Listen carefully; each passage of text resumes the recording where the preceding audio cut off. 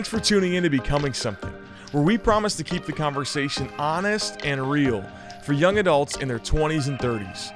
Every moment we live is training for a future moment, and that's why we do this podcast, because we want you to be prepared for everything that life is going to throw at you. Our hope with this podcast is that it would help you become all that God desires you to be. So with that in mind, let's jump right in to this week's episode of Becoming Something.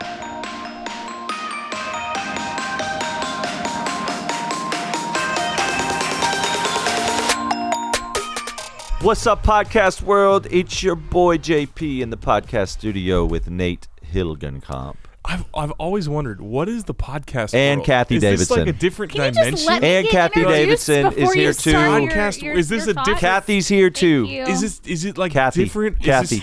Did it Kathy. take the place Kathy. of Pluto? Kathy, what? Man. The podcast world, is that like a different planet? I want to go there. I want to meet these people who are listening to us on this podcast world. That's why we're doing Be So Live. Are we taking a spaceship there? No, we're No, bringing for them sure, here no, to I'm not Waco, going in Texas. space. You know that. Gosh. But how Well, come we don't talk about that every week? We should, yeah. It's like literally next week that it's happening. Well, here's the deal. y'all This is excited? probably going to be released. Way after I don't the know, fact. unless we release it. It's probably going to be released after it happened. So you missed Sure, out. it was great. Yeah. We loved meeting you. Yeah. My thought is like you always say, "What's up, podcast world?" It's your boy JP, and my question is like, when do you get to become a man? You know, Boys to men. So 1 Corinthians 13 says, when I was a child, I walked like a child, I thought like a child, Yeah. I talked like a child, but when I became a man, I put childish ways behind me. Yeah. Clearly, I haven't put childish ways behind me. It's your boy JP. Here's like something I was thinking about truly like this morning.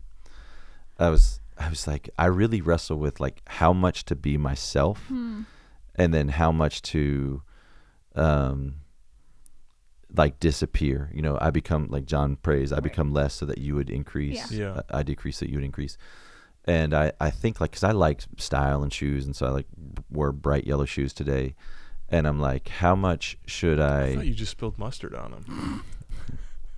this is good. I want to hear what you're thinking. Anyways, that's all. No, that's it. That's it. But Like, it's so also where- like God has like, given I've- you a like, personality, Like I interest. say, what's up? It's your boy JP, Right. and I know there's like a whole Yeah. world of people that roll Yeah. their eyes at Yeah. that. Like, oh my gosh, here he Yeah. goes. Who does he think he is? And Right. Who do I think? I think I'm a chump from Cuero, Texas, and you just want to be yourself. Yeah. And you don't want to like live for the fear Approval of of man, others, like yeah. the approval of others, and yet here we are. So Well, where I did you like land you. on that? Do you feel like you want to change Oh, I anything? wore He wore the yellow shoes. Oh, yeah. Yeah, they're actually really cool. That's We're a- doing. Nate, we got you some matching ones. Hey, that would actually be great. Yeah, You Baylor clearly colors. are over the approval of others. Oh my God. I think I I bought need this to at be. Goodwill like 8 years I ago. need to be discipled by you, man. Hey, that is the truest thing you've ever said. Wow. We worked together Nate's for been 3 waiting years. For you to say that. Ever since I listened to you at the porch, I was like, man, if I could only get this guy under I my could get wing. my hands on him. Like, oh, what God, Yeah. what could God do through you, through a to JP submitted to Nate Hilton God. Camp? Would Oh. just be Yes. amazing. Yes. A little Well, sacrilege. So have here y'all we ever are. been to like a haunted house? Honestly, yes. To be completely honest, You just totally mixed up the topics. Let's do it. I'm ready. We'll do it. You want to do ghosts? no. Let's do the other one. We just talked. Let's We do the we literally we rarely talk. Like we'll come on here. We come into this room. We don't know what we're going to talk about. And we said, hey, we could do what do I do with my past in a relationship, or we could talk about spiritual warfare and ghosts, like our ghost reel. And we chose prior to filming to do, hey, let's do the relationship one. What do I do with my past? And he goes, have y'all ever been to a haunted house? I was so confused with that question. Oh my gosh. But I Okay, well, hey, have. you got to stay tuned. We'll answer that another time. Okay, all right. But So now, what's your question for us? Have you ever had a past? so now, okay, I'll just set it up. People have sent multiple emails asking this exact question, so I think it's going to be helpful. My partner has a past, or I have a past, and I don't know what to do about it. I don't know what to share. I don't know when to share.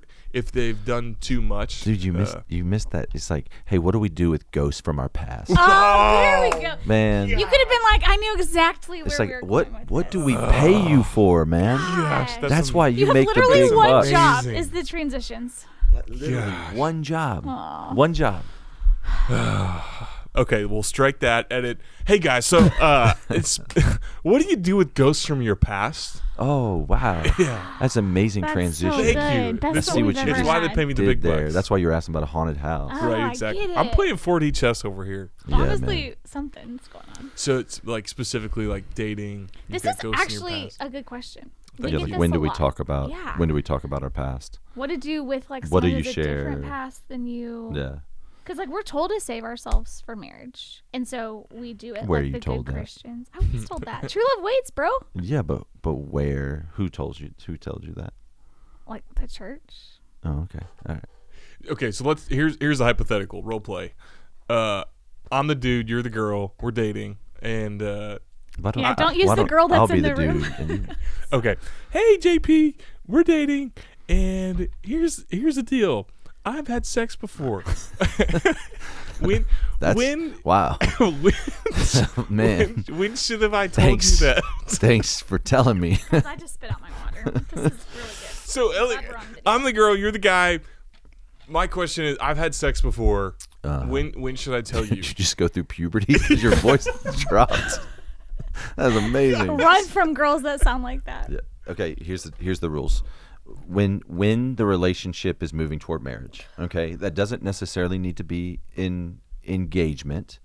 But if you guys are talking about if you've had the DTR, it's not just coffee anymore. Right. Hey, I can see this Dating with like a purpose. yeah, we're dating with a purpose, and I think that you might be the person that I spend the rest of my life with. And so now we need to deal with our baggage. We need to begin to talk through, hey, these are like hang-ups, and hey, these are struggles. This is a temptation. Hey, this is where we really need to fight for purity. And you say, oh, and by the way, like, hey, we should talk about like what we've done with our past. So have you had sex before? What kind of intimacy in a relationship have you experienced? Is there abuse there? Is there adultery? Is there abandonment? It can go beyond sexual hurts. It can be, hey, my parents got a divorce when I was in the third grade, and that's something that I'm not sure I've actually dealt with that. I live in a fear that I'm going to be abandoned. I have codependency issues. And so this is where you talk about those things. And so what do I share? In engagement, it's easier. Like when there's a commitment there, I would say you share everything they want to know. Yep. And so Monica and Mai's, That's a good distinction. yeah, What they want to you know. share everything that they want to know. So in a sense, and the other person, you have to be really mature in this, because you have to think, is what I want to know wise? Yeah, right. And how is that going to haunt me? Do I have an Why do I ability wanna to just move forward? So like my wife and I are this dynamic to a T. So I have a long sexual past, right? There's a lot there to share. Which is still shocking. Okay, I don't know what that means. Well, whatever. Okay, I don't want to know. so there's a lot there. She doesn't, like, there's not a lot that there's things for her to share, but there's not a lot there. So for me, she's like, hey, I don't want to know about any of that stuff. I forgive you. Like, let's move forward. And for her, I'm like, hey, I want to know when, Stop it. who, where, how long, all of the things, right? And so like that different was the wiring. dynamic of our relationship. And I'll get hung up and struggle and insecure and all of those things that happen. It's why sex outside of a marriage is a sin, because it brings in shame and insecurity in the relationship. And she just kind of moves on. Like that's not her thing. Like jealousy's never been her thing. I think she kind of looks at me and is like, who's gonna want to, so the relationship is safe. Nope. You don't have to laugh so hard at that. That's amazing. But that's what I say. When the relationship is moving to marriage, you begin to share those things, and you should share anything and everything they want to know. And if you sense there's something they should know, you should tell them that. Things like abuse, like so many people have experienced, and I can talk about this in a way that's a little bit clinical, because I come face to face with it often. Right. I know for the person it's so heavy, and I get that. I understand that. But so many people have experienced abuse, and they think, hey, I'm never going to deal with this. And what's happening, it's like you're drowning, and you're going to unknowingly grab somebody that you love, and you're just going to pull them underwater. Wow. And so the solution is to not say, hey, I'm never going to marry then, because I don't want to deal with it. And the solution is not to say I'm never going to talk about it, but I'm going to get married. I'm just going to hide it. The solution is to bring it to the light. Yep. And to let the enemy lose his power over you in that. This could be actually like a really powerful, freeing moment Sure. when you have this conversation. 100%. And because obviously if you're moving towards marriage, you feel really safe with that person. You feel really known and you can trust them. And so imagine if you could have that perspective of like, wow, I've really never told anyone about this abuse, or I've never told anyone what I've gone through.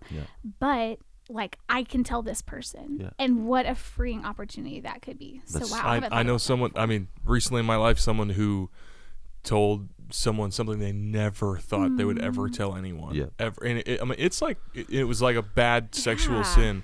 And he's never felt more free. 100%.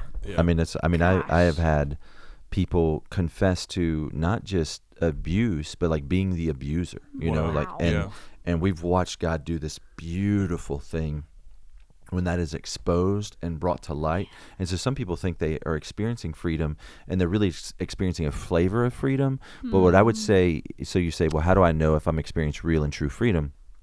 When you begin to use that for good, right? When God takes that thing that the enemy meant for evil in your life, and you begin to use that story to set other people free, like that's a tremendous freedom there. Because it's not just like being set free and out of your own prison cell. It's then we talked about this a few weeks ago, getting that key and opening the doors for other people. Like that's freedom. So I actually think your answer is going to be surprising to people when you said when it's moving towards marriage.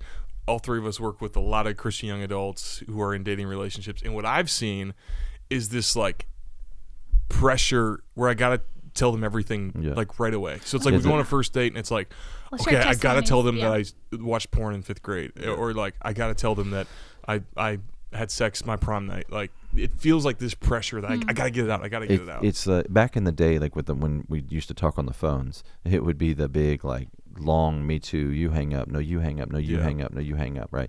And now that happens through text message or FaceTime. But I would just say that I call that emotional promiscuity. And so it's the long just like past dump on the third date. It's just like, hey, let me tell you everything. I love cats. I love cats too. No, whoever you are. And so just be careful with that. Like make sure that the relationship does not progress beyond what it is in reality.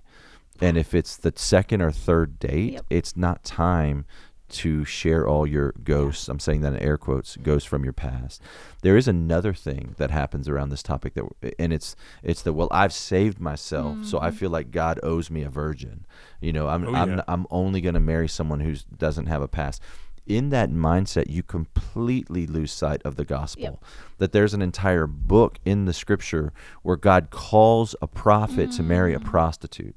Like someone who has saved themselves, someone who has remained pure. And he says, hey, so that you understand how I love you or how I love Israel, I want you to marry a woman who is going to ultimately pay people to have sex with her or receive payment, like will just sleep with a lot of other people. And you know, the movie recently, Redeeming Love, is loosely based on this, which really mixed reviews on. Just real quick, I mean, I would say proceed with caution if you're single. It is the most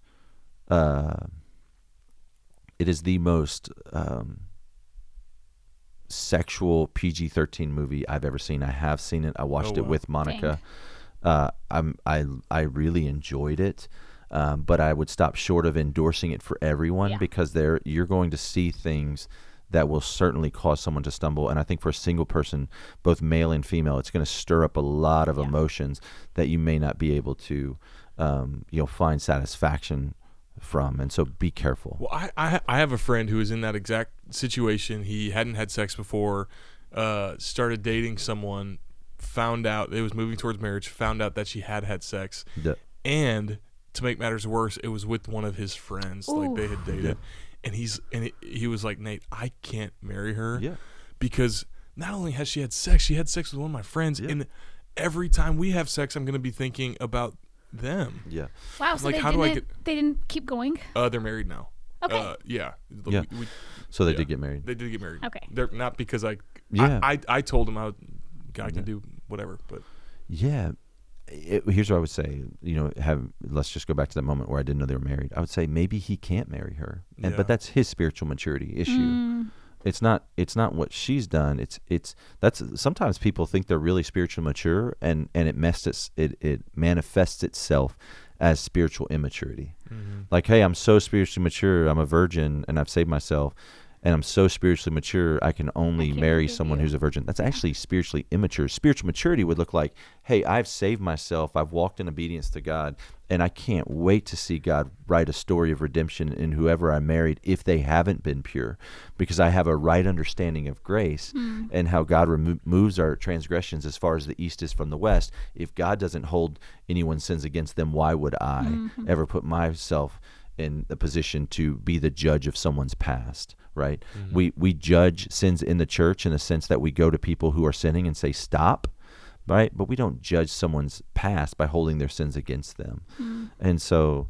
yeah, it can be an opportunity for you as the person who has saved themselves to grow in your own spiritual maturity, to grow in forgiveness and compassion and grace towards other people. And like, not only can you be a part of the redemption work that he does through someone else, but it's like God is going to use this to redeem the broken parts of you that are sinful. And here's the deal. I don't even love the word purity when we talk about sexual purity and stuff, because it's like, bro, you've got sexual sin in your past too. Whatever it is, like you have sinned sexually too. So what's the standard? Or like, honestly, Matt was my first kiss. I have never seen porn. I have never masturbated. Like, there's that, like, sexually pure, I guess, is a category I could fall in. But I feel super judged by you right now. No, but I have other ditches. He just was open and honest, I was and then vulnerable. you're like, and I'm so much better than you. No, I didn't say that. You were saying that.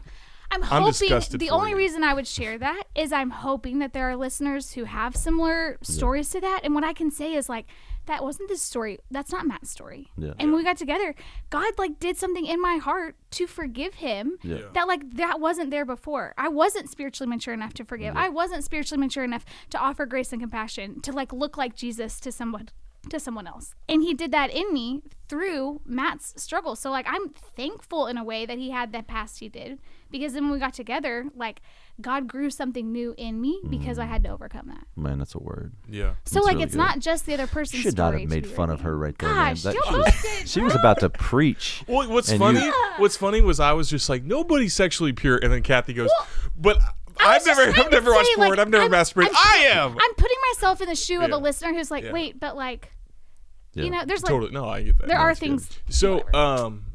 That's good, truly. I think my even thoughts on what I'm about to say has changed recently. I would think you would want to know everything that your partner has gone through, done. Yeah. Like, you'd think that'd be really helpful, but I actually think that can be hurtful. Whenever you sit down and have this conversation, you really want to think through, like, do you want to know everything? Like, what should people want to know? One thought I have, just having been married now 17 years, 18 years, about to be. Congrats. Thank you. I think we like your friend was like, every time we have sex, I'm going to think about her being with my best friend. And it's like that, come on.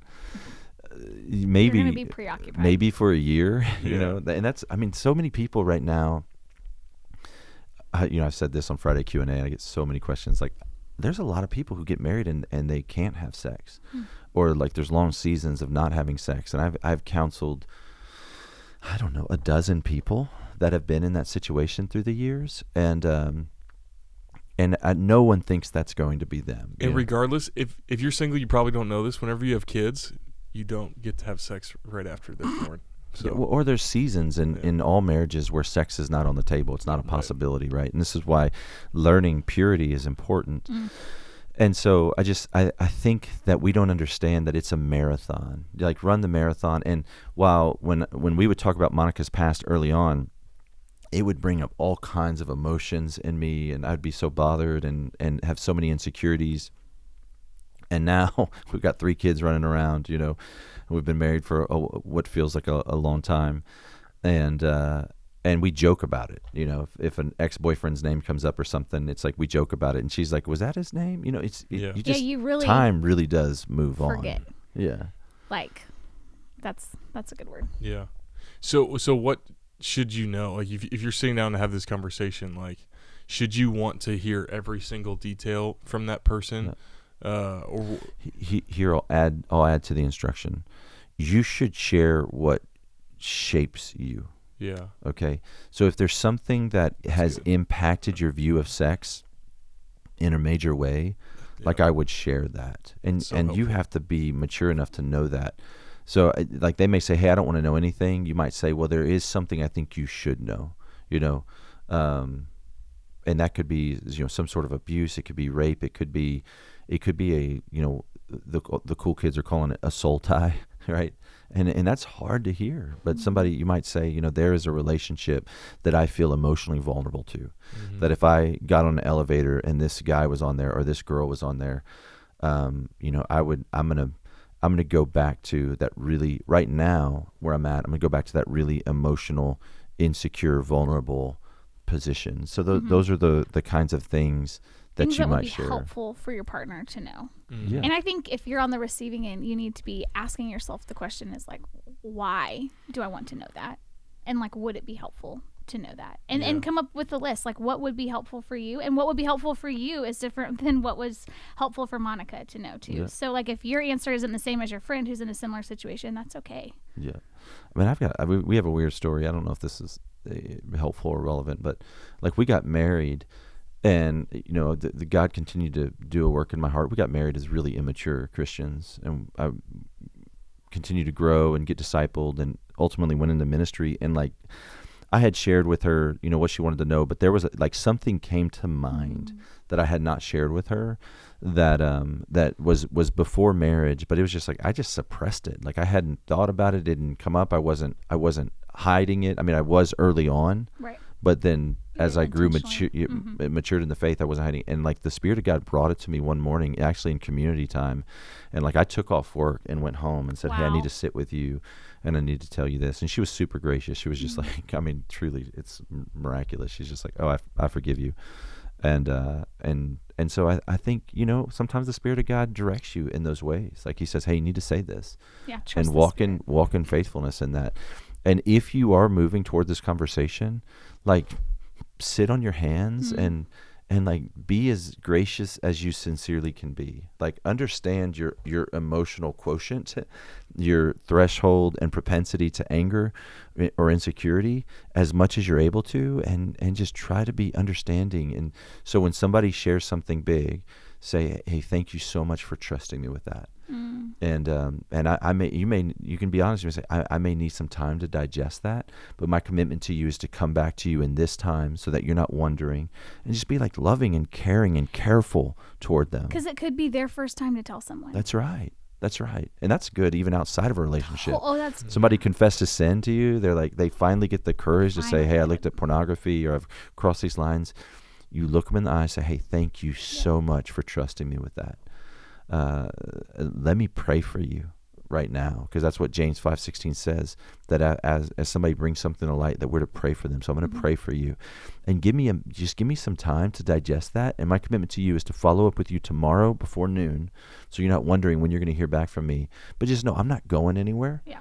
I may not be a quick processor. I need a minute to digest that, but I care about you, and I'm so thankful that you told me that.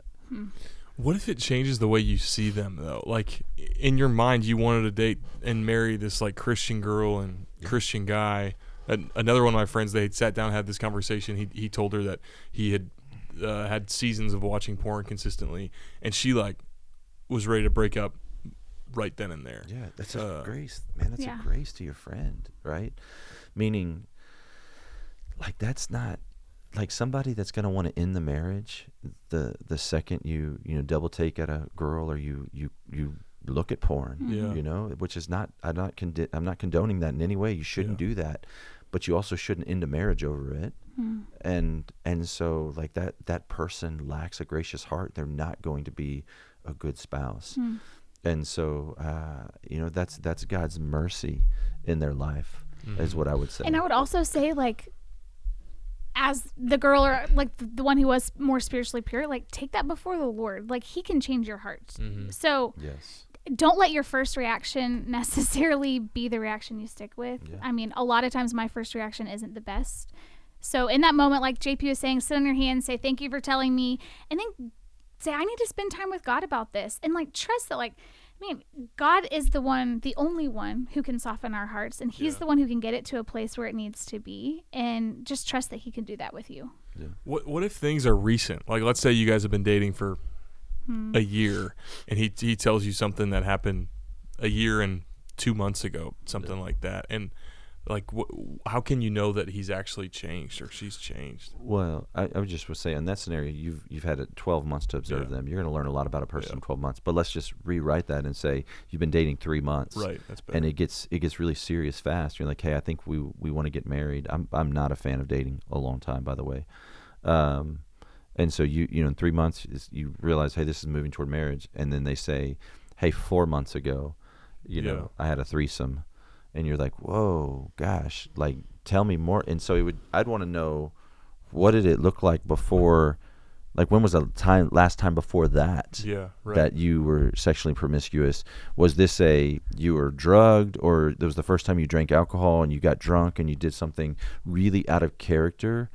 Or is this, or like 3 months ago you had, like, threesomes were just something you did, right? Like, and I was like, okay, because if that's the case, that's probably not long enough to let their repentance be as notorious as their rebellion. Yeah. Right. There may be a season where you, depending on what was brought up, like, and if it's not fully healed or they haven't put in work to, restore that part that's broken, like that, you may need not to take a pause, but like that may need to be a focus for them. I'm just thinking of like people who've really struggled with porn in the past. Like, you want to make sure you're not walking into marriage still like neck deep in those struggles. So what if it's not necessarily sexual and it's more emotional? Like, let's say this guy's had dated this girl for 2.5 years. They broke up, and now he started dating you, and like, how can you know that he's moved on from her? You were the rebound. Yeah, I think you can ask questions like, hey, if you got on an elevator and she was there, what is that going to feel like? And how can I be confident that you're actually over her? And we try to make these really binary. Yeah. And like, the truth is, he's not over her. Right. But that doesn't mean you shouldn't date him at the same time.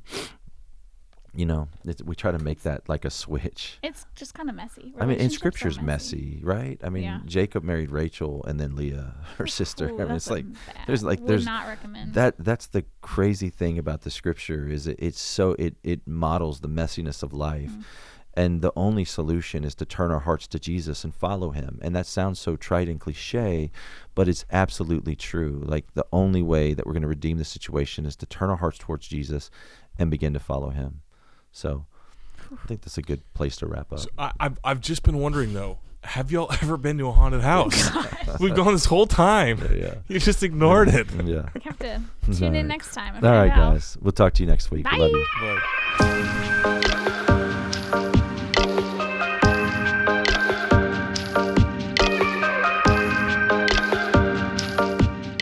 Thanks for tuning in to Becoming Something, where we promise to keep the conversation honest and real for young adults in their 20s and 30s. Every moment we live is training for a future moment, and that's why we do this podcast, because we want you to be prepared for everything that life is going to throw at you. Our hope with this podcast is that it would help you become all that God desires you to be. To find out more, visit becomingsomething.com.